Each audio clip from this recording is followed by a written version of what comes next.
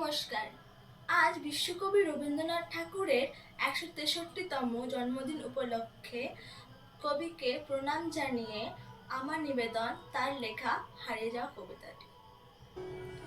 ছোট্ট আমার মেয়ে সঙ্গিনীদের ডাক শুনতে পেয়ে সিঁড়ি দিয়ে নিচের তলায় যাচ্ছিল সেদিন।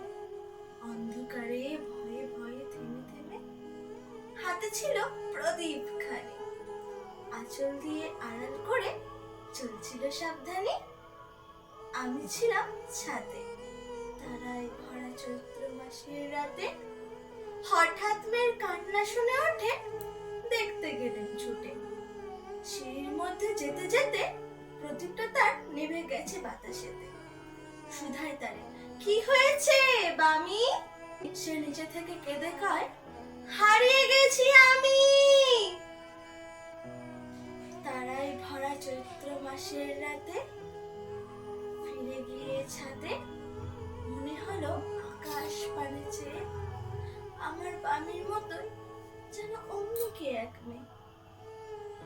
নীলাম্বরের আঁচল খানি ঘিরে দীপশিখাটি বাজিয়ে আঁকা চলছে ধীরে ধীরে। নিত্য যদি আলো যদি হঠাৎ যেত থামি, আকাশ ভরে উঠত কেঁদে, হারিয়ে গেছি আমি। নমস্কার।